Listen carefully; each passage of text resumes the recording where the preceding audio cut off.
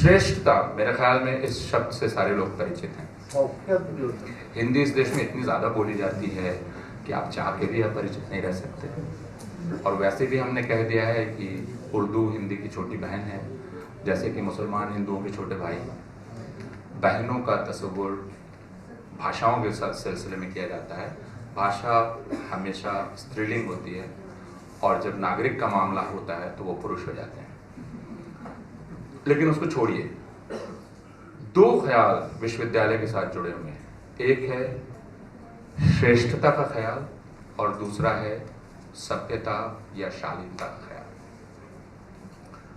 विश्वविद्यालय दरअसल ऐसी जगह है जो श्रेष्ठता के विचार को बनाए रखते हैं और जो श्रेष्ठता कैसे हासिल की जाए इसके लिए उपाय निकालते हैं और इसके लिए तरीके बताते हैं, इसके लिए जमीन तैयार करते हैं। यानी समाज में एक्सेलेंस का ख्याल, समाज में श्रेष्ठता का विचार, समाज श्रेष्ठ से श्रेष्ठतर अवस्था को प्राप्त करे, यह विचार विश्वविद्यालय को बनाए रखना है और इस विचार को लागू करने के लिए उसे सारे उपाय करने हैं।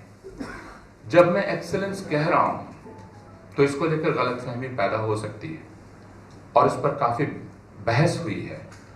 एक्सेलेंस को एक एलीट अवधारणा नहीं समझना चाहिए।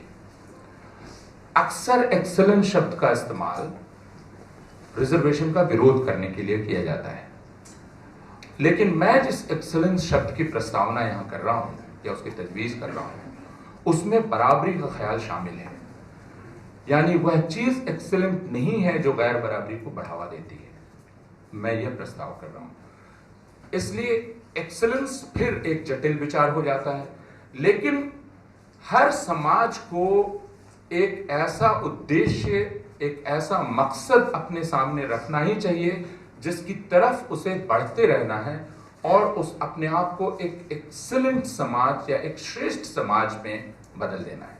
अब इस श्रेष्ठता की कई परतें हो सकती हैं, इसके कई आयाम हो सकते हैं और उन पर हम बहस कर सकते हैं, लेकिन मैं सिर्फ आपके सामने ये प्रस्ताव कर रहा हूं कि श्रेष्ठता को विकसित करना, श्रेष्ठता के लिए जगह पैदा करना, यह विश्वविद्यालय का काम है। दूसरा काम, और इसके बारे में बहुत खूबसूरती से बातचीत हमारे जवाहरलाल नेहरू विश्वविद्यालय के दोस्त डॉक्टर राकेश बटव्याल ने पिछले दिनों की, और मुझे सुनकर बहुत खुशी हुई क्योंकि ये कुछ ऐसी चीज है जिस पर मैं एक अरसे से सोचता रहा हूं। उन्होंने जवाहरलाल नेहरू विश्वविद्यालय पर एक काफी मोटी सी किताब लिखी है और बहुत ही शोधपरक पुस्तक है, और उन्होंने हाल में इंडिया इंटरनेशनल सेंटर में एक व्याख्यान भी इस विषय पर दिया और उन्होंने इस बात को कहा और वह मैं आपके सामने रख रहा हूं। वह यह है कि एक्सीलेंस के साथ जो दूसरी चीज है, जो यूनिवर्सिटी जिस चीज की प्रैक्टिस, जिस चीज का अभ्यास, जिस चीज की मशक करने की जगह है, वह है शाइस्तगी, वह है सभ्यता, वह है संस्कृति। और शाइस्तगी, सभ्यता या संस्कृति, ये तीन शब्द हैं, इनको अक्सर हम बहुत चलताऊ ढंग से, काम चलाऊ ढंग से इनका इस्तेमाल करते हैं, लेकिन जिसकी तरफ राकेश ने ध्यान दिलाया और जिसे मैं भी आपके सामने दोहराना चाहता हूं, जिसके हवाले से फिर वह शख्स ऐसा है जिसका कार्ल मार्क्स की तरह नाम लेना आज हिंदुस्तान में बहुत बुरा समझा जाता है, उसका नाम है जवाहरलाल नेहरू। लेकिन उसके साथ एक दूसरा नाम मैं जोड़ना चाहता हूं जो बिहार से जुड़ा हुआ है और अक्सर आजकल अपनी जगह के नाम सुनते ही सीना लोगों का चौड़ा हो जाता है। उन्होंने रामधारी सिंह दिनकर की किताब की भूमिका लिखी, संस्कृति के 4 अध्याय, और उसमें जवाहरलाल नेहरू ने कहा, और सिर्फ यही नहीं कहा है, जवाहरलाल नेहरू ने इस बात को अक्सर दोहराया, वह यह कि संस्कृति दरअसल जोर से होने वाली चीज नहीं है। It's something which is not loud. संस्कृति का अर्थ है आहिस्तगी।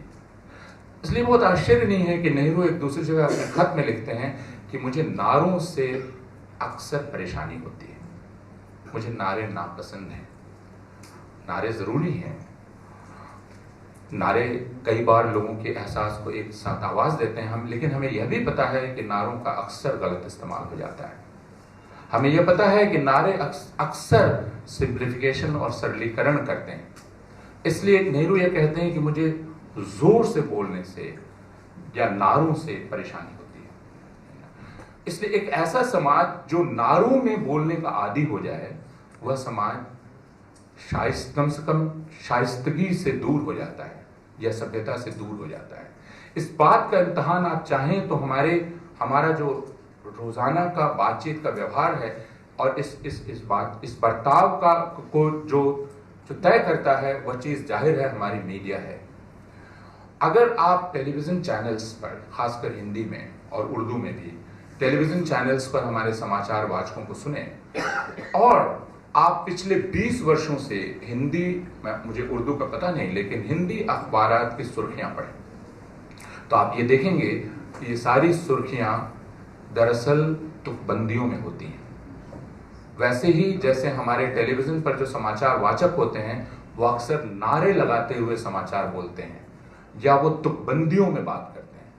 ये जो तुकबंदी है ये फिर जुबान की जो जटिलता है उससे आपको दूर कर देती है, क्योंकि तुकबंदी से जो जुबान की बारीकी है, उसकी खासियत है, उस पर आपका ध्यान नहीं जाता है, वो आपके सोच को एक तरफ बहा ले जाने का काम करती है। तो शाइस्तगी या सभ्यता या संस्कृति दरअसल इस सरलीकरण या इस आसानी से अपने आप को आजाद करने की एक लंबी मुश्किल कसरत है और यह काम विश्वविद्यालय करते हैं। इसलिए विश्वविद्यालयों से हम जिस चीज की उम्मीद करते हैं वह यह कि वे इन समाजी रिश्तों में भी इस शाइस्तगी के तत्व का प्रवेश कराएंगे, हम एक दूसरे से सभ्यता से पेश आ सकें। जब मैं यहाँ बैठा हूँ और आप मेरी बात सुन रहे हैं और आप लगातार सोच रहे हैं कि यह शख्स गलत बोल रहा है, यह शख्स गलत बोल रहा है, यह शख्स गलत बोल रहा है, लेकिन आप अपने ऊपर काबू कर सकें कि इसे अपनी बात पूरी कर लेने दो और मैं फिर उठकर अपना ऐतराज जाहिर करूंगा, बजाय इसके कि मैं इसका कॉलर पकड़ लूं और मैं इसे 2 झापड़ लगा दूं क्योंकि मुझे बहुत गुस्सा आ रहा है। यह जो काबू करना है, अपने आप को नियंत्रित करना है, अंग्रेजी में जिसे रिस्ट्रेंट कहते हैं। कल्चर अगर कोई चीज है तो वो यह सिखाने की चीज है और विश्वविद्यालयों से हम इसी चीज की उम्मीद करते हैं। इसलिए हम अपने क्लासरूम्स में ये कहते हैं कि इस बात से बचो कि अगर तुमसे सवाल किया जाए तो तुम्हारे पास जवाब तैयार हो, क्योंकि यह हो नहीं सकता। अगर मैंने सवाल किया और सवाल करते ही आप उत्तर देने के लिए खड़े हो गए, इसका मतलब या तो सवाल में गड़बड़ी है या आप में गड़बड़ी है, क्योंकि इस बीच में जो चीज घटित होनी चाहिए वह सोचना है। मेरा सवाल आप तक पहुंचना चाहिए, उसके लिए वक्त लगता है, उस पर आपको सोचना चाहिए, उसमें वक्त लगता है, और उस पर आपको जो प्रतिक्रिया देनी है वो उस प्रतिक्रिया को आप किस रूप में व्यक्त करेंगे यह तय करने में वक्त लगता है। इसलिए आप फौरन अगर तुर्की बतुर्की सवाल जवाब कर रहे हैं, इसका मतलब यह खोटा तरीका है, यह अच्छा तरीका नहीं है। अगर हम विश्वविद्यालय में कोई एक शिक्षा देते हैं या कोई एक चीज सीखते हैं तो वह यह सीखते हैं कि हर सवाल के जवाब का मतलब, जवाब से जो हम समझते हैं, जवाब का मतलब यह है कि सवाल ने जो समस्या खड़ी की, हमने उस समस्या का हल कर दिया, वह नहीं है। प्रतिक्रिया का मतलब, जिसको अंग्रेजी में हम रिस्पॉन्स कहते हैं, वह एक रिस्पॉन्स है, एक प्रतिक्रिया है, लेकिन उसका मतलब आगे उस पर सोचने की संभावना का समाप्त हो जाना नहीं है। इसकी दावत है कि अब इस पर हम अलग अलग तरीकों से सोच सकते हैं। लेकिन जब मैं ये कह रहा हूं तो फिर मैं इसकी तरफ सावधान करना चाहता हूं खुद को कि इसका मतलब यह नहीं है कि सवाल के जवाब नहीं, या इसका मतलब यह नहीं है, जैसे शुरू में हमने कहा, कि आखिरी सच नहीं है का मतलब सच की खोज बेमाना है, वो नहीं है। उसी तरह सवाल का जवाब है, सवाल के कई जवाब हैं, लेकिन इसका मतलब यह नहीं है कि नैतिकता का कोई एक पैमाना नहीं है। नैतिकता का कोई एक पैमाना होगा और उस पैमाने की खोज करना हमारा कर्तव्य है। विश्वविद्यालय इन दो चीजों में अगर नहीं लगते हैं, यानी श्रेष्ठता के विचार को जीवित रखने में और शाइस्तगी, शालीनता, सभ्यता को की शिक्षा देने में, तो वो अपने कर्तव्य से च्युत हो रहे हैं, वो अपना काम नहीं कर रहे हैं। आज से 2 साल पहले पूना के एक छोटे से संस्थान में एक आंदोलन शुरू हुआ। वह संस्थान अपने आप में विश्वविद्यालय नहीं है। उस संस्थान का नाम है FTII। आप जानते हैं कि उस संस्थान में विवाद 2 कारणों से शुरू हुआ। सरकार ने उस संस्थान का अध्यक्ष गजेंद्र चौहान को बनाया, जो फिर आज से 20 साल पहले जो टेलीविजन देखते थे, और हालांकि उसके रिपीट शोज होते हैं इसलिए ज्यादातर लोग जानते होंगे, वे शायद युधिष्ठिर। अब युधिष्ठिर एक बहुत मजेदार चरित्र है, लेकिन उसके बारे में बात कभी छोड़ देते हैं। लेकिन युधिष्ठिर की भूमिका में आते थे, सत्यवादी की भूमिका। ये अलग चीज है कि बाद में युधिष्ठिर को यह शाप मिला कि वह जब स्वर्ग की यात्रा करेंगे तो उस बीच में उन्हें पूरा नरक देखते हुए गुजरना पड़ेगा, और एक एक करके युधिष्ठिर का हर साथी खेत रहेगा और अंत में उनका साथ देने के लिए एक कुत्ता बच जाएगा। तो ये जो युधिष्ठिर का अकेलापन था, इसके बारे में भी हमें कभी सोचने की जरूरत है, लेकिन उसको छोड़िए। गजेंद्र चौहान को जब अध्यक्ष बनाया गया, उसके साथ एक दूसरी चीज भी हुई कि FTII की जो गवर्निंग कमेटी थी वह भी फिर से बनाई गई और उसमें कुछ लोग बहाल किए गए। FTII के छात्रों ने विरोध किया। विरोध का आधार क्या था? मीडिया में जो शोर हुआ उससे वह आधार छिप गया। मीडिया में शोर हुआ कि FTII के छात्र विरोध इसलिए कर रहे हैं कि गजेंद्र चौहान भारतीय जनता पार्टी के व्यक्ति हैं, और विचारधारात्मक दृष्टि से FTII के छात्रों का विरोध कर रहे हैं।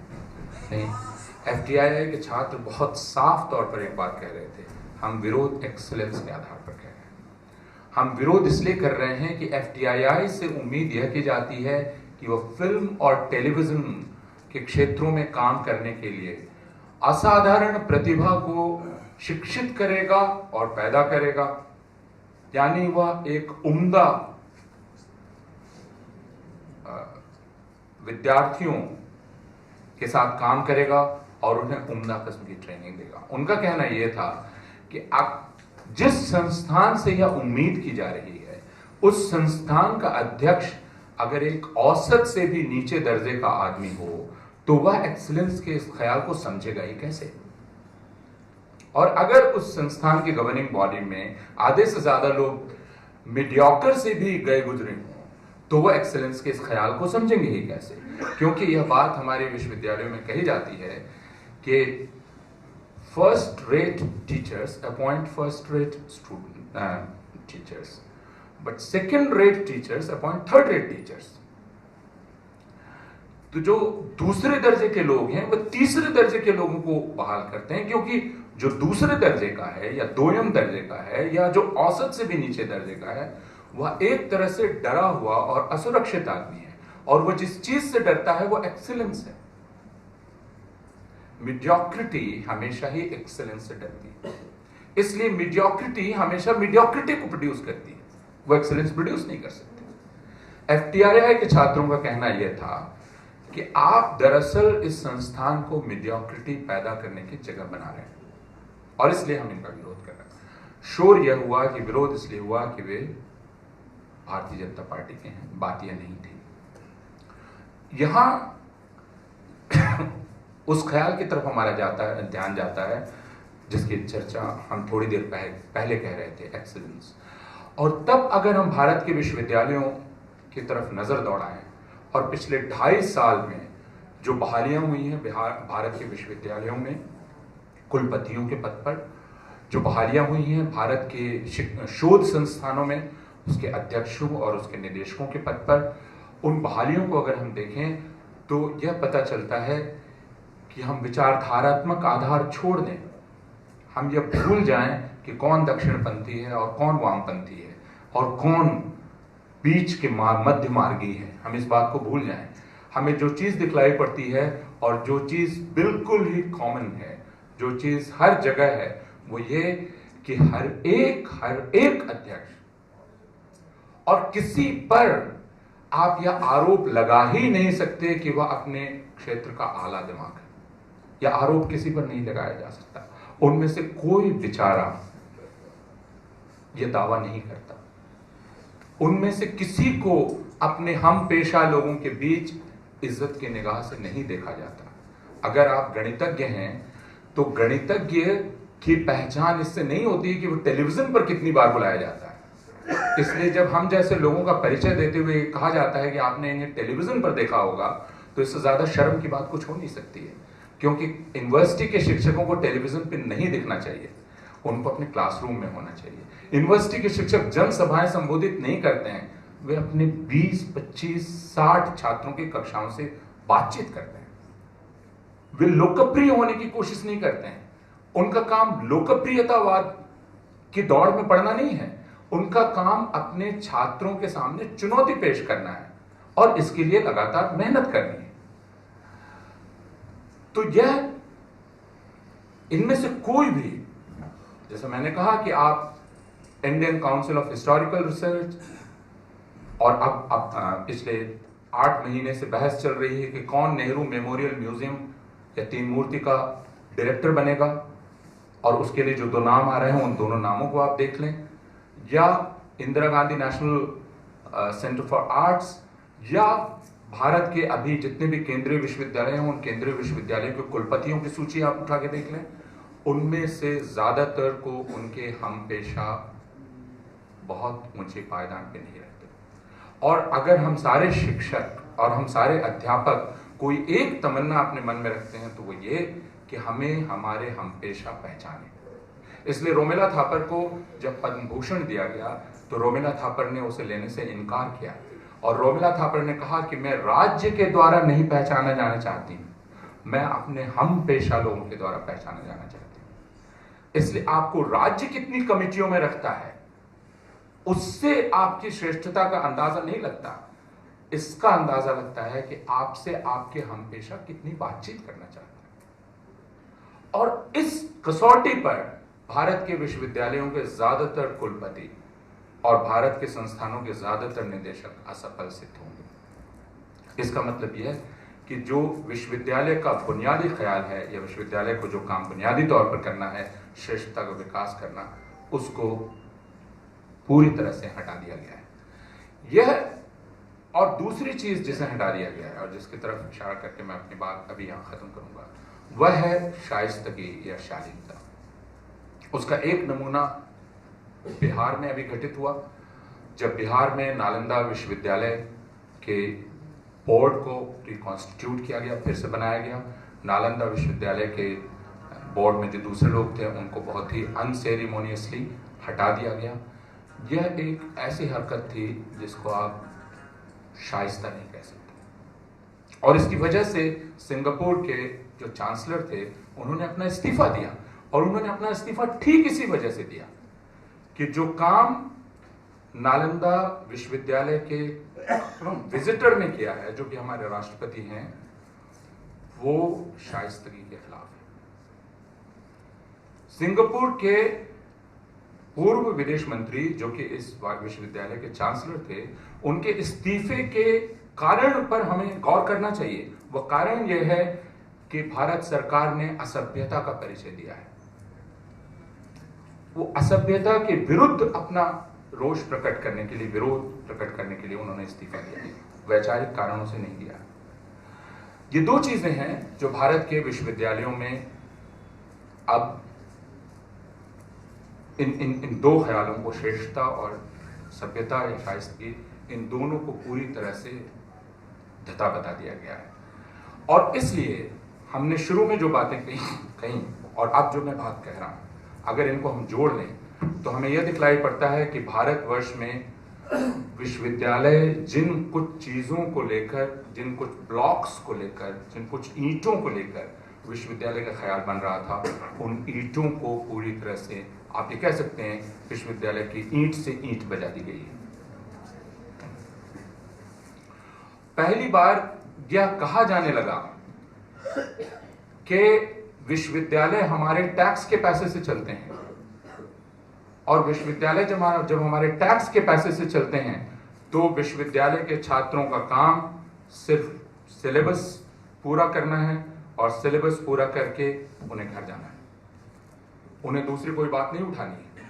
और यह कहकर जवाहरलाल नेहरू विश्वविद्यालय के सारे छात्रों के विरुद्ध पूरे देश में एक माहौल बनाया गया, और यह माहौल इतना भयानक था कि अहमदाबाद विश्वविद्यालय के कुलपति, मेरे मित्र ने मुझे कहा कि उनके ड्राइवर ने उनसे पूछा, जो कि महसाणा का रहने वाला है, महसाणा गुजरात की एक छोटी सी जगह है, उसने उनसे यह पूछा कि क्या जेएनयू का पूरा नाम जिन्ना नेशनल यूनिवर्सिटी है? और वो बहुत हैरान हुए। उन्होंने कहा कि जिन्ना नेशनल यूनिवर्सिटी तो उसका नाम नहीं है, उसका नाम जवाहरलाल नेहरू यूनिवर्सिटी है। उसने कहा कि और वहाँ 18 रुपए में थाली मिलती है, जबकि उस थाली की कीमत 200 रुपया है, और बाकी पैसा हमारा जाता है।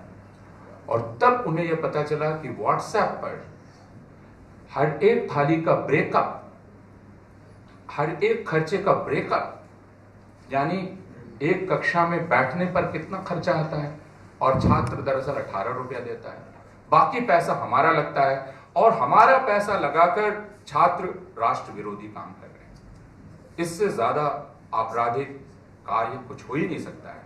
और उसके बाद जो एक रूपक खड़ा किया गया, और यहां मैं अपनी बात खत्म करूंगा क्योंकि यह रूपक आज इस देश को परिभाषित करने वाला रूपक है, वो ये कहा गया कि एक तरफ तो सियाचिन में बर्फ में हमारे सैनिक सीने तक धंसे हुए हैं, दूसरी तरफ विश्वविद्यालयों में आराम से कमरों में बैठकर ये लोग बहस कर रहे हैं कि राष्ट्र में क्या ठीक चल रहा है और क्या ठीक नहीं चल रहा है।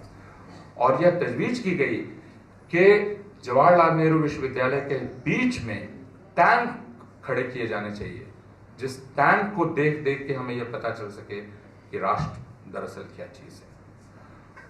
तो जो चीज की गई वह यह कि राष्ट्र को विश्वविद्यालय के सामने खड़ा कर दिया गया, और विश्वविद्यालय को शर्मिंदा किया गया कि वह दरअसल राष्ट्र के आगे हेच है, और राष्ट्र जिन तकलीफों से गुजर रहा है विश्वविद्यालय नहीं गुजर रहा है। राष्ट्र का प्रतिनिधि सैनिक और फौजी के अलावा कोई हो नहीं सकता, और छात्र इत्मीनान से गुलछर्रे उड़ाने वाले छात्र और शिक्षक गुलछर्रे उड़ाने वाली कौमें हैं जो दिमागी बहसों की विलासिता में लगे हुए हैं, और इस विलासिता को यह देश अब और बर्दाश्त नहीं कर सकता।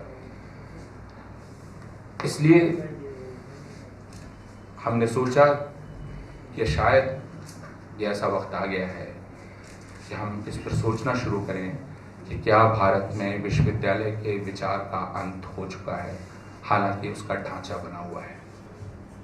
क्या उसकी जान निकल चुकी है, क्या उसका कंकाल है, और क्या उस कंकाल में जान वापस फूंकी जा सकती है, और अगर उसमें जान वापस फूंकी जाए तो वो कहाँ से फूंकी जाए और काम कौन करेगा। शुक्रिया।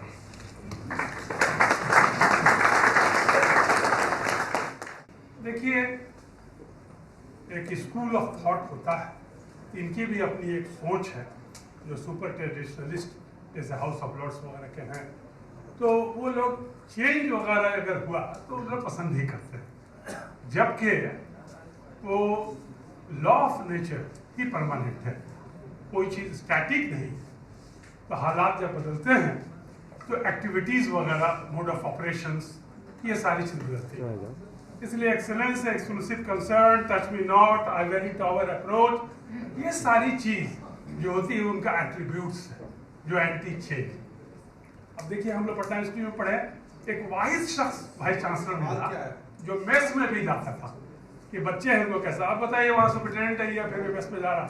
तो डायनेमिज्म थी उनकी। जैकब साहब की बात बोली, वो बच्चों को इस तरह की अब टीचिंग नहीं देंगे कि बैठे हुए हैं और कहीं वो मास मीडिया वगैरह में नहीं जाएंगे। इसलिए मेरे ख्याल से मैं यही सबब कर रहा हूँ कि चेंजिंग रोल ऑफ यूनिवर्सिटीज, इसको आप रोक नहीं सकते हैं। वो तो चीज होगी, हालात है, वो टायर्ड ऑफ टाइम को मीट कर रहा है actually. Thank you very much. नहीं तो अगर नहीं कीजिएगा तो आइडियलिस्ट हो जाएगा। तब्दीली और बदलाव को बहुत ग्लोरीफाई किया जाता है, इसलिए जो दो चीजें अभी सरकार कह रही है, अब गौर कीजिएगा, और खान साहब की जुबान में वो बोल रही है, वो क्या कह रही है? अरुण जेटली ने क्या कहा? भारत बदल चुका, सब कुछ बदल गया है, सब कुछ नया हो गया है, नहीं बदला तो मीडिया और नहीं बदले तो विपक्ष के नेता। वो ये भी कह सकते थे, नहीं बदले तो विश्वविद्यालयों के शिक्षक, जो खान साहब कह रहे हैं। वो कह सकते थे कि हम आइवरी टावर में रहते हैं और हम बदलाव से आंख मिलाने में घबरा रहे हैं। लेकिन मैं ये कहना चाहता हूँ कि बदलाव हमेशा अच्छी चीज़ नहीं है। एक बदलाव अपने आप में कोई चीज़ नहीं है, वो बदलाव किधर हो रहा है, किस उद्देश्य से हो रहा है, यह देखना बहुत ज़रूरी है। उसी तरह नया शब्द बहुत खतरनाक है। नए शब्द का जब भी आप इस्तेमाल करें तो याद रखें कि स्टालिन ने न्यू मैन बनाने की बात कही थी। कि याद रखें कि माओ सेतुंग ने पूरे चीन को नया कर देने की बात कही थी और इसलिए उसने कल्चरल रिवॉल्यूशन किया था। और ये कोई बहुत संयोग नहीं है कि इस सरकार के सूचना एवं प्रसारण मंत्री वेंकैया नायडू ने आज से एक हफ्ता पहले इंडियन एक्सप्रेस में लेख लिखा, जिसमें उन्होंने लिखा कि लोग समझ नहीं रहे हैं, हम दरअसल इस देश में जो कर रहे हैं वो कल्चरल रिवॉल्यूशन है। और इस चीज को उन्होंने इन्वर्टेड कॉमा में लिखा। जाहिर है वो लोगों को चीन के कल्चरल रिवॉल्यूशन की याद दिला रहे थे। चीन के कल्चरल रिवॉल्यूशन में भी यूनिवर्सिटीज में के छात्रों का, स्कूल के छात्रों का खासा इस्तेमाल किया गया था। उसकी तकलीफ दे याद चीन को अभी भी है।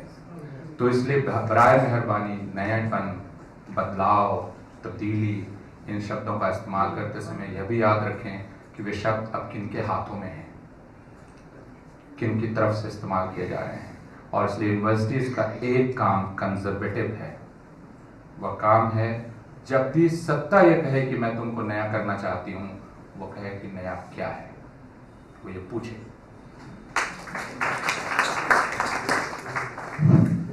एक्सेलेंस पैदा नहीं हो रहा है, इसका क्या कारण है? हम आपका ध्यान इस तरफ ले लें, गजेंद्र गडकरी कमेटी, उसने पहले ये सुझाव दिया कि जो युवा उच्छृंखल है उनको कुछ दूसरे कार्यों में लगाया जाए। उस वक्त में बाकी चीज़ें बनी थी। मैं इतना ही कहना चाहता हूँ कि अभी हम लोग जब स्टूडेंट थे, हमारे टीचर कोचिंग नहीं करते थे, ट्यूशन नहीं पढ़ाते थे, हम लोग खोज पूछने जाते थे कि कुछ बता दीजिए। तो अभी हमारी सरकार, बिहार की सरकार ने नियम बना दिया कि जितने कोचिंग इंस्टीट्यूट है उसका रजिस्ट्रेशन हो और कोचिंग क्लास। मैं सोचा था कि विश्वविद्यालय के अंदर विश्वविद्यालयों को बनाना जरूरी है, रखना जरूरी है, एक्सेलेंस बढ़ाना जरूरी है। कैसे एक्सेलेंस बढ़े, ये मेरा प्रश्न है। 60s के डिकेड में या अर्ली 70s के डिकेड यूनिवर्सिटी के अंदर कोई एडमिनिस्ट्रेशन का या पुलिस का अधिकारी नहीं देखा जाता। नहीं, उसके पहले भी बाद तक का पीरियड बता रहे हैं, 60s और 70s। लेकिन अब तो हमेशा पुलिस ही हम लोग देखते हैं यूनिवर्सिटी में, टीचर कहाँ पर है पता ही नहीं चलता। तो ये कहना है सर से, क्या आप एंटिसिपेट करते हैं कि जो पहले की ग्लोरी थी 50s, 60s, 70s डिकेड की, वो रिस्टोर होगी कि नहीं आने कमिंग डेज में? ये हो सकती है कि नहीं हो सकती है? ये यूनिवर्सिटी का ढांचा जो बेजान हो गया है, उसकी क्या वजह है और उसको दूर कर, उसकी रूह फूकने के लिए हमें क्या करना होगा, किस तबके को, किस क्लास को क्या करना है, ये मुझे बता दें। बिहार की हम बात करें तो बिहार की कहानी पतन की कहानी नहीं है। मुझे कई बार ऐसा लगता है वो इसलिए कि 60 के दशक के शुरू में रामधारी सिंह दिनकर भागलपुर विश्वविद्यालय के कुलपति का पद संभालने गए और उन्होंने अपनी डायरी में लिखा है कि जब वे जा रहे थे तो उस वक्त इम्तहान चल रहा था और लाउड स्पीकर पे सवालों के जवाब लिखाए जा रहे थे। ये दिनकर ने अपनी डायरी में लिखा है। तो ये 60 के दशक के आरंभ की बात है। जो लोग बिहार को जानते हैं वे जानते हैं कि 60 के दशक के आरंभ में बिहार में शिक्षा पर एक खास जाति का वर्चस्व था जिसको भूमिहार जाति कहते हैं। और यह भी जानते हैं कि उस वक्त जो शिक्षा मंत्री थे वे उसी जाति के थे और उन्होंने बिहार के 18 में 17 जिलों में जो शिक्षा अधिकारी बहाल किए, डीईओज, वे सब के सब वो बिहार थे। इसलिए बिहार के विश्वविद्यालय शिक्षा या बिहार के कॉलेज शिक्षा के इतिहास पर अगर हम बातचीत करेंगे तो वो बहुत लंबी होगी, इसके लिए अलग बातचीत की ज़रूरत है। और वह जातिवाद और दूसरे राजनीतिकरण से बहुत गहराई से मिली हुई है, और इसलिए उसके तहे बहुत हैं। यानी रामलखन सिंह यादव कॉलेजेस की किसको याद नहीं है, रामलखन सिंह कॉलेजेस की श्रृंखला की किसको याद नहीं है, किसको याद नहीं है कि 1.5 कमरे में कॉलेज खोला जा सकता था, और 1.5 कमरे में कॉलेज खोलकर आप शिक्षक से 25-25 हज़ार रुपए लेकर, और ये आज से 30 साल पहले की बात है, 35 साल पहले की बात है, आप उनको ये वादा कर सकते थे कि आपको परमानेंट कर दिया जाएगा, एब्जॉर्व कर दिया जाएगा, और इस तरह एक बड़ी फौज आपने तैयार की थी ऐसे लोगों की, ये किसको याद नहीं है। इसलिए मैं ये नहीं कह रहा हूँ कि यह सिर्फ लालू प्रसाद यादव के दौरान यह पतन हुआ, और इसलिए मैं पतन की बात भी नहीं कर रहा हूँ, मैं कह रहा हूँ कि शायद इसको हमें और गहराई से देखने की जरूरत है कि ये किस्सा क्या था, क्यों ऐसा हुआ। क्यों ऐसा हुआ कि बिहार विश्वविद्यालय जो विश्वविद्यालय था, उसके बाद जब विश्वविद्यालय और बनने लगे, और उस समय जो कॉलेजेस खुले बिहार में, वे कॉलेजेस दरअसल जाति के नाम पर खुले थे। और यह बात हमें अच्छी तरह से पता है, खासकर बिहार विश्वविद्यालय, हमारी सहकर्मी यहाँ बैठी हुई हैं, मेरे पिताजी बिहार विश्वविद्यालय के शिक्षक थे सिवान में, डीएवी कॉलेज में, मैं उस विश्वविद्यालय से अच्छी तरह वाकिफ हूँ। और हमें पता है कि ब्राह्मणों का एक कॉलेज था, राजपूतों का एक कॉलेज था, भूमिहारों का एक कॉलेज था, फिर पिछड़ों का एक कॉलेज हुआ। और यह हमें पता है कि प्रोफेसरान ही, टीचर्स ही अपने बच्चों का दाखिला, इम्तहान उनको वे उन कॉलेज से दिलवाते थे। तो यह जो खोखलापन है हमारे बिहार के शिक्षा का, इस खोखलेपन की कहानी कभी और वो काफी दर्दनाक कहानी है। उसको कहा जाना बहुत जरूरी है, उसको लिखा जाना बहुत जरूरी है हम सब लोगों के लिए। उसमें हमारी खुद की भूमिका कितनी ज्यादा है राजनीतिज्ञों के साथ मिलकर। अगर भारत के संदर्भ में यह देखें, जिसको प्रताप भानु मेहता कहते हैं कि अगर भारत के संसद सांसदों का आप वर्गीकरण कर ले तो आप ये देख सकते हैं कि भारत के कितने सांसदों के कितने शिक्षा संस्थान, और इससे आपको ये पता चल सकता है कि दरअसल हित किस तरह से जुड़े हुए हैं और क्यों। इसी वजह से बहुत सारे प्रस्ताव जब लाए जाते हैं, मसलन डीम्ड यूनिवर्सिटीज को लेकर जब एक बहस चली, तो क्यों वो पूरी बहस एक जगह जाकर उसने दम तोड़ दिया, क्योंकि डीम्ड यूनिवर्सिटीज का इन राजनीतिज्ञों से बहुत गहरा रिश्ता है। मैं अभी उन परतों को नहीं खोलना चाहता क्योंकि वो एक दूसरी कहानी है। अभी हम विश्वविद्यालय के विचार की बात कर रहे थे। इन सब के बावजूद, जैसा मैंने कहा, एक विचार है जो जिंदा रहता है। हम ये जानते हैं कि ये एक चीज है जो हम हासिल नहीं कर पा रहे हैं, लेकिन ये जरूरी है। लेकिन अगर वह विचार समाप्त हो जाए, अगर हमें लगे कि इसकी जरूरत ही नहीं है, तो उसके बाद समाज को उठने में बहुत लंबा वक्त लग जाएगा।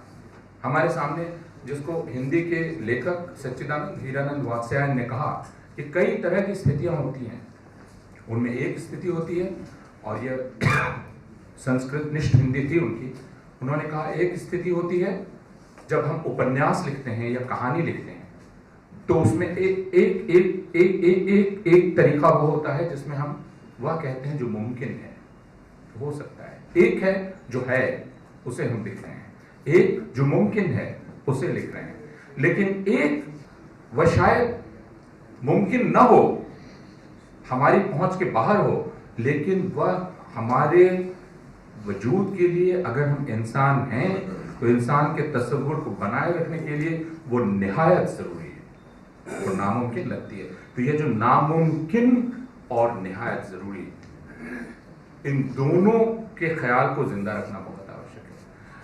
मैं अभी सिर्फ इस पर अपनी बात केंद्रित कर रहा था कि अगर हमने श्रेष्ठता के विचार को ध्वस्त कर दिया, हमने कहा कि इसकी हमें जरूरत ही नहीं है, जिसको प्रताप भानु मेहता ने दूसरे ढंग से कहा, अगर हमने इस पर विचार करना बंद कर दिया कि सत्य जैसी कोई एक चीज होती है, यानी हम सत्य की खोज नहीं कर सकते, सत्य जैसी कोई चीज नहीं होती है, होता क्या है, एक दूसरे से कंपटीशन करने वाले दावे। तो फिर हमारा काम क्या है, हमारा काम सच की खोज करना नहीं है, हमारा काम दावों की तरफदारी करना है। फिर दावों में कौन ठीक है और कौन ठीक नहीं है, इसकी जांच का क्या तरीका है? तो यूनिवर्सिटी का काम इस ख्याल को, अभी मैं पूरी बातचीत, मेरी जो पूरी फिक्र है या मेरी जो पूरी चिंता है वह इन दो चीजों को, और उसके पहले जो मैंने विश्वविद्यालय के विचार की बात की थी उसको लेकर है। क्या किया जाए आपने पूछा मैडम, मैं नहीं जानता। मैं जो कर सकता हूं या आप जो कर सकती हैं वो अपने कक्षा में इस ख्याल को जिंदा रखना। हम शायद अब सिलेबस भी नहीं बना सकते क्योंकि वो यूजीसी में बैठे हुए कुछ लोग बना रहे हैं और उसको हम लोगों ने कबूल कर लिया है, जो हमारा सबसे बड़ा जुर्म है। और जो आगे आने वाली पीढ़ियां पूछेंगी कि आपने कैसे जो आपका हक था वो दूसरों के हवाले किया। जिस दिन भारत के विश्वविद्यालयों ने, केंद्रीय विश्वविद्यालयों ने स्वीकार कर लिया कि उनका सिलेबस एक जगह से बनकर आएगा, उस दिन उन्होंने विश्वविद्यालय कहलाने का हक खो दिया। उन्होंने अपनी स्वायत्तता उनके हवाले कर दी, अपनी खुद मुख्तारी छोड़ दी। कोई भी विश्वविद्यालय अपना करिकुलम और अपना सिलेबस बनाने का काम किसी और को नहीं दे सकता। इसलिए जिस मूक्स का इतना हल्ला हो रहा है, और आप में से कुछ लोगों ने नाम सुना होगा, मैसिव ऑनलाइन ओपन कोर्सवेयर, कहा जा रहा है कि दुनिया के 5 आला प्रोफेसर कोर्स तैयार करेंगे और उसको फिर इंटरनेट के जरिए पूरी दुनिया में फैला दिया जाएगा। फिर फिलॉसफी के सिर्फ 2 प्रोफेसर होंगे जो हार्वर्ड में होंगे या एमआईटी में होंगे। लिंग्विस्ट सिर्फ एक होगा जो नोम चॉम्स्की होगा। हमें करना सिर्फ यह है कि हिंदुस्तान में एजुकेशनल वॉलंटियर तैयार करने हैं या फैसिलिटेटर तैयार करने हैं, जिनका काम होगा उस लेक्चर को लोगों तक पहुंचाना। लेकिन अमेरिका में ही इसको लेकर जो बहस चली उसको उस पर गौर कीजिए। अमेरिका में फिलॉसफी के एक बहुत बड़े प्रोफेसर हैं, प्रोफेसर सैंडल, जिनका जस्टिस का कोर्स सबसे ज्यादा मशहूर है। उस जस्टिस के कोर्स को मैसिव ऑनलाइन ओपन कोर्सवेयर के जरिए जब दूसरी यूनिवर्सिटीज में कहा गया कि आप अपने सिलेबस में शामिल कर लीजिए, उस यूनिवर्सिटी के फिलॉसफी डिपार्टमेंट के टीचर्स ने खत लिखा और उन्होंने सैंडल को लिखा, हम आपकी बहुत इज्जत करते हैं, आप बहुत आला दिमाग हैं, आपका यह कोर्स बहुत ही उम्दा है, माफ कीजिए, हम अपनी यूनिवर्सिटी में अपने डिपार्टमेंट में फिलॉसफी का, जस्टिस का कोर्स हम खुद बनाएं। भारत के विश्वविद्यालयों में जितने सर्कुलर सीधे ministry of human resource development से पहुंचे हैं, सीधे, वो आज तक कभी नहीं पहुंचे थे। और यूनिवर्सिटी ग्रांट कमीशन ने सिर्फ उनको रूट करने का काम किया। इसलिए यूनिवर्सिटी ग्रांट्स कमीशन में दिमाग नाम की कोई चीज है, अब इस पर सोचना हमें बंद कर देना चाहिए। जब हम यूनिवर्सिटीज़ की बात करते हैं तो यूनिवर्सिटी ये एक ऐसी संस्था होती है जो कहीं अलग थलग बसी हुई होती है, जो कम्युनिटी से बहुत दूर होती है। तो कम्युनिटी के साथ में उसका ऐसा कोई तालमेल नहीं होता है, और मुझे लगता है कि उसका तालमेल होना बहुत ज़रूरी है, क्योंकि हर एक स्टूडेंट एक रिप्रेजेंटेटिव है कम्युनिटी का, उन लोगों का, उस समुदाय का, उस लोकेलिटी का, और वो उन सवालों को यूनिवर्सिटी के माध्यम से या यूनिवर्सिटी में पढ़ाई के माध्यम से वो वहाँ पे रखता है। तो इसको जोड़ा जाना चाहिए। ये एक बहुत ही I mean we are lagging behind it. None of the universities, be it state university or center universities, none of the university is very well connected with the society as such. Second question is कि आपने एक बात कही थी कि state recognition of the work. मेरे field work में या मैं जहाँ पे भी जितना भी फील्ड वर्क किया हो, शिक्षकों का ये मानना होता है कि उनके वर्क का रिकॉग्निशन होना बहुत ज़रूरी है, ताकि एक इंस्पिरेशन होता है। हालांकि ये बहुत ही स्टेटिस्ट काइंड ऑफ आर्गुमेंट लगता है, लेकिन काम को बेहतर बनाने के लिए ये बहुत ज़रूरी है, ऐसा माना जाना चाहिए क्या, as a strategy for fostering a good work, a good spirit. Rabindranath Thakur ने जब शांति निकेतन की कल्पना की तो उन्होंने कहा कि मैं ये नहीं चाहता कि शांति निकेतन एक चहार दीवारी में बंद हो। यानी वो एक ऐसे विश्वविद्यालय की कल्पना कर रहे थे जो समाज में प्रवाहित हो रहा हो या समाज उसके भीतर जा रहा हो। डॉक्टर उपेंद्र बख्शी ने कहा कि मैंने जब साउथ गुजरात यूनिवर्सिटी के वाइस चांसलर का पद संभाला और उसका मैंने ओरिजिनल जो मेमो था वो मेमो पढ़ा तो मैंने ये देखा कि ये ज़मीन दरअसल आदिवासियों की ज़मीन थी। और ये मेमो इसलिए उन्होंने पढ़ा कि जो आदिवासी अपने मवेशी लेकर विश्वविद्यालय से होकर गुजरते थे उन पर रोक लगाने का प्रस्ताव दिया गया। और तब प्रोफेसर बख्शी ने उस दस्तावेज को उठाकर पढ़ा और उन्होंने कहा कि भाई ये जगह तो उनकी थी, उन्होंने उनसे ये जगह हमने ली है, लेकिन और अब हम कह रहे हैं कि इस जगह पर उनका कोई हक नहीं है। ये नहीं हो सकता। तो मैं इस विचार से सहमत हूं कि समाज और या समुदाय और विश्वविद्यालय को एक दूसरे के संपर्क में रहना चाहिए। लेकिन मैं एक दूसरी समस्या आपके सामने प्रस्तुत कर रहा था कि अक्सर इसको विकृत किया जा सकता है। जब हम समाज की जरूरत के मुताबिक विश्वविद्यालय को काम करने की बात कहते हैं तो समाज खुद को व्यक्त कैसे करता है, यह एक प्रश्न है। हम ऐसे एक दौर में हैं जिसमें राज्य कुछ वक्त पहले तक ऐसा लग रहा था कि बहुत कमजोर हो गया है। राज्य जैसी संस्था बहुत कमजोर हो गई है और दरअसल स्वायत्तता अब लोगों के हाथ में आ गई है। लेकिन अब हमें यह दिखलाई पड़ रहा है कि राष्ट्र की शक्ल में राज्य वापस लौट गया है। वो आप ब्रेक्सिट से देख लें, फ्रांस में जो हो रहा है उसको देख लें, यूरोप में जो हो रहा है उसको देख लें, अमेरिका में जो डोनाल्ड ट्रंप के वापसी से हुआ उसको देख लें, या भारतवर्ष में जो हुआ है उसको देख लें। जो चीज वापस आई है वह राष्ट्र की शक्ल में राज्य वापस आया है। इस वापसी के नतीजे क्या होंगे और खास समाज को आवाज कौन देगा? समाज में जब तक प्रतियोगी आवाजें मौजूद रहती हैं जो एक दूसरे से प्रतियोगिता करती हैं, बहस करती रहती हैं, तब तक विश्वविद्यालय एक बहुत जिंदा रिश्ते में उनके साथ बना रहता है। वो बहसें वहां चलती हैं। लेकिन जब प्रतियोगिता समाप्त हो जाए और एक वर्चस्वशाली स्वर समाज का स्वर बनने लगे, तब विश्वविद्यालय को, मैंने जैसा प्रस्तावित किया, विश्वविद्यालय को एक कंजर्वेटिव भूमिका में लौटना पड़ेगा। मसलन मुझे यह कहना पड़ेगा, जो प्रस्ताव जो बात मैं कह रहा था शुरू में, कि अगर हरियाणा केंद्रीय विश्वविद्यालय में अंग्रेजी विभाग के शिक्षकों ने महाश्वेता देवी की कहानी द्रौपदी का नाट्यांतरण किया, उस नाट्यांतरण के बाद यानी उसके थिएट्रिकल एडेप्टेशन के बाद जो प्रोटेस्ट हुआ, वो प्रोटेस्ट उस यूनिवर्सिटी महेंद्रगढ़ हरियाणा के 10 किलोमीटर दूर है। प्रोटेस्ट में आसपास के गांव के लोग आए और वो विश्वविद्यालय के दरवाजे पर प्रोटेस्ट कर रहे थे, विरोध कर रहे थे। उनका कहना था कि यह नाटक करके आपने हमारी भावनाओं को चोट पहुंचाई है। मैं सिर्फ यह कहना चाह रहा हूं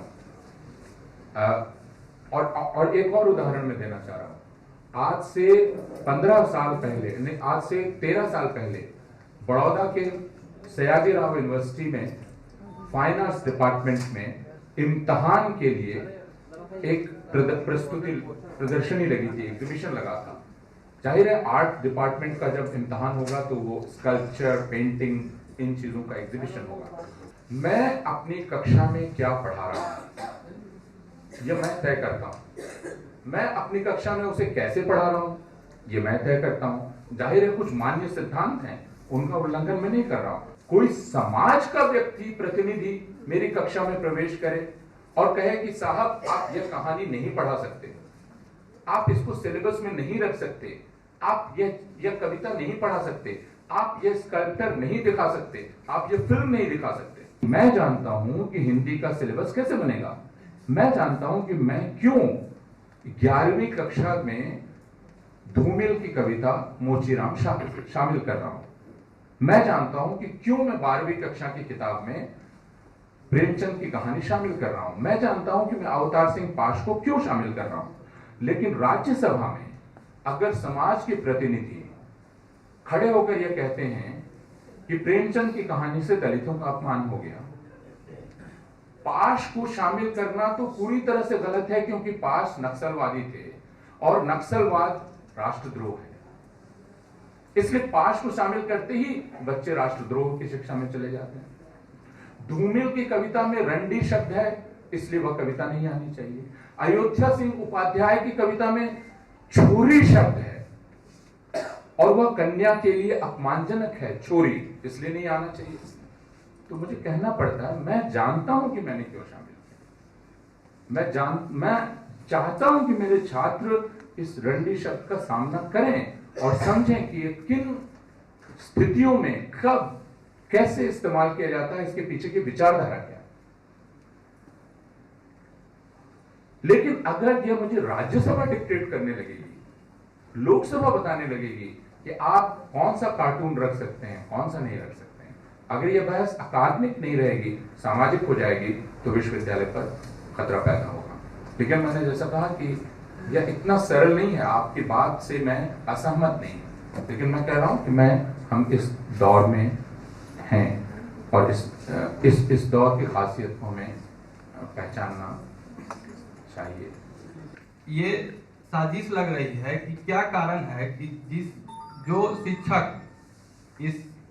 जब सामाजिक न्याय के लोगों का विश्वविद्यालय में आगमन नहीं हुआ था, उस समय जो शिक्षक पढ़ा रहे थे, अपने मेहनत के बल पर जो प्राचार्य, जो कुलपति विश्वविद्यालय को आगे बढ़ा रहे थे, वही शिक्षक, वही प्राचार्य, वही कुलपति क्यों पढ़ाना छोड़ दिए, क्यों उतना मेहनत करना छोड़ दिए, विश्वविद्यालय को उन्हीं के द्वारा उपेक्षा का शिकार बना दिया गया। क्योंकि हम लोग अभी के समय में बहुत नजदीक से देख रहे हैं, जो आपने कहा अभिजात वर्ग का जो कब्जा था उस समय विश्वविद्यालय पर, लगभग अभी भी उसी टाइप में विश्वविद्यालय का हाल बना हुआ है, बिहार ही नहीं पूरे भारत के अंदर में। तो ऐसा साजिश है या ये सरकार की पूरी तरह साजिश है? शिक्षक आंदोलन कमजोर हुए हैं, नहीं हो रहे हैं। अभी हाल में आपने सर एक चीज कहा जो वो अपने पसंद के कुलपति की नियुक्ति की जा रही है, लेकिन जो लोग कुलपति नियुक्त कर रहे हैं वही अगर दुकान खोल के अगर बैठ जाए और उनकी नियुक्ति कहीं ऊपर से अपने पसंद द्वारा बैठा दिया गया है, तो इसका क्या वैकल्पिक सा रास्ता होगा? मैंने ये कहा, शुरू में ही कहा है कि विश्वविद्यालय प्राय रूढ़िवादी रहे हैं, इसलिए समाज के नए तबकों से जब मांग आई है तो पहले उन्होंने उसका विरोध किया है, उसके बाद वे मजबूर हुए। इसलिए विश्वविद्यालयों में इन तबकों के प्रवेश को लेकर एक खासी रुकावट और गुस्सा उन अभिजन में रहा है जिसकी चर्चा आप कर रहे हैं, और वे हर चंद कोशिश करते रहे हैं कि ऐसा मुमकिन ना हो पाए, लेकिन अब नहीं हुआ। लेकिन आपने यह बात कही है कि उन्हीं शिक्षकों ने पढ़ाना क्यों छोड़ दिया। मैं आपसे सिर्फ एक तथ्य का प्रकाश करना चाहूंगा, वो ये कि मैं जिस दौर की बात कर रहा था, सामाजिक न्याय के राजनीति के उभार की, उस दौर में विश्वविद्यालय के शिक्षक, बिहार के विश्वविद्यालयों और कॉलेजों के शिक्षक 30% तनख्वाह पे अपनी जिंदगी गुजार रहे थे। 30%। किराने की दुकान में वे नहीं जा पाते थे, कर्जा वे कैसे चुकाएंगे उन्हें नहीं पता था, और वे एक तरह की फटेहाल हालत में, और ये मैं अपने पिताजी की शिक्षक यानी 60 के दशक में शिक्षक की जो अवस्था थी उससे भी बुरी अवस्था मैंने अपमानजनक शिक्षक समुदाय की देखी, जिसमें पहली बार कहा गया कि हमें इसकी परवाह नहीं है, आप जिस हालत में भी जाए। तो यह कहना कि उन शिक्षकों ने पढ़ाना छोड़ दिया, यह उन शिक्षकों के साथ बहुत नाइंसाफी है। कुछ बदला, और मैंने फिर कहा कि उस बदलने की अभी हमें ठीक से जांच करने की जरूरत है। वो दौर गुजर गया है, उसके लिए अलग से एक इत्मीनान की बातचीत हमारे लिए आवश्यक है। उसके लिए कुछ और चीजें इकट्ठा करने की, ज्ञान पैदा हो, इसके लिए हमें कुछ और जानकारियां इकट्ठा करने की जरूरत है, एक शोध की आवश्यकता है। लेकिन रवैया बदल गया, रवैया इतना बदला उच्च शिक्षा के प्रति कि आपने कोचिंग इंस्टीट्यूट की बात की थी। बिहार, जब नीतीश कुमार की सरकार आई, तो नीतीश कुमार की सरकार के बाद मैंने पटना में बैनर लगे हुए देखे कि बिहार को कोटा बना देना है। जिस सरकार का, जिस समाज का की महत्वाकांक्षा पटना को कोटा बना देने की हो, आप समझ सकते हैं कि वो बहुत पहले गर्त में गिर चुका है। यानी जिसने कोचिंग इंस्टीट्यूट को बदल दिया यूनिवर्सिटी से। तो मैं फिर आपसे दरख्वास्त करता हूं कि मैंने जैसा कहा कि सारे सवालों के जवाब मेरे पास नहीं है, लेकिन इनकी परीक्षा करने की जरूरत है कि क्या घटित हो रहा था। क्या हो रहा था कि विश्वविद्यालयों की भूमिका धीरे धीरे समाप्त होती चली गई, उसकी जगह कुछ और संस्थानों ने ले ली। क्या ऐसा हो रहा था? क्या चीज हो रही थी? विश्वविद्यालय सिर्फ एक चीज नहीं है, विश्वविद्यालय बहुत सारी प्रक्रियाओं से मिलकर बनते हैं, बहालियों से, छात्रों के दाखिले से। अगर बिहार के विश्वविद्यालयों में हम देखें, बिहार में नहीं, पूरे भारत में, राज्यों में हमारी पूरी बातचीत चूंकि केंद्रीय विश्वविद्यालयों तक सीमित रहती है, इसलिए गड़बड़ हो जाती है। बिहार के ज्यादातर राज्यों के विश्वविद्यालयों में और कॉलेजों में पिछले 25 वर्षों से बहालियां नहीं हुई। पिछले 25 वर्षों से नियमित बहालियां नहीं हुई। गुजरात, महाराष्ट्र, मध्य प्रदेश, राजस्थान, उत्तर प्रदेश, हर जगह आप चले जाएं, संविदा पर शिक्षकों की नियुक्ति 15,000, 20,000। उत्तर प्रदेश में एक नई चीज शुरू हुई है जिस पर हमारे एक समाजशास्त्री मित्र काम कर रहे हैं, वह है गैर वित्तीय कॉलेजों की स्थापना। राज्य सरकार छात्रों को छात्रवृत्ति दे रही है, आप कॉलेज स्थापित कर सकते हैं, छात्र वहां जाएंगे, सरकार को कोई लेना देना नहीं है, वो कॉलेज एफिलिएट हो जाएंगे किसी यूनिवर्सिटी से, वो सिर्फ इम्तिहान दिलाने का काम करेंगे। ये और हर कॉलेज में 400, 500, 600 छात्र मौजूद हैं। तो ये क्या घटित हो रहा है? मैं उम्मीद करता हूं कि अगर उस फिक्र में कुछ होगा तो हम उस पर आगे भी बातचीत जारी रखेंगे। बहुत शुक्रिया प्रोफेसर पूर्वानंद। इस प्रोग्राम के बारे में हम लोगों ने शुरू से ही तय कर लिया था कि जिस तरह की रिवायती प्रोग्राम है वो यकीनन वैसे नहीं होगा, लेकिन हमारे कुछ साथियों ने ये रिक्वेस्ट किया है कि साहब दिल्ली से हमारे मेहमान आते हैं तो हम कोई भी एक तरीका ज़रूर ढूंढेंगे उनको सम्मानित करने का। तो मैं साजिद रजा खान साहब से गुजारिश करूंगा कि वो आएँ और हमारे मेहमान स्पीकर को सम्मानित करें।